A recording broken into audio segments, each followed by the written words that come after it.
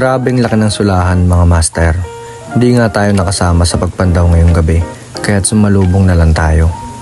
Pagdating ng bangka ay pinagtulong-tulungan na nga ang paghihimay ng isda.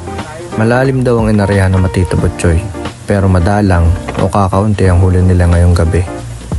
Hindi naman mabibitin sa pangulam, pero limitado nga lang ang isdang pambenta. Balindang at samaral ang pinakamarami nilang nahuli at may pangilang-ilang kanuping at sulahan. Rekta salang sa ihawan ang mga isdang pang-ihaw pagkatanggal sa lambat. Ito nga ang Tito Edong. Pagkatanggal ng dalawang burak ay umakyat na agad para mag-ihaw ng isda. Dito po sa sa labas. Kitang-kita ka naman dyan, Tito Ed. Dito 50, 160, 180. Ay, dito sa bato, may pangalan. Hinaango na. Ubos naman yan. Boy, kala mo kay nila at ibig yan.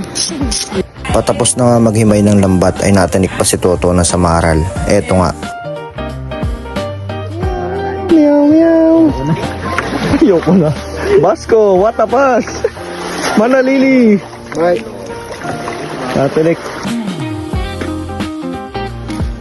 Take out.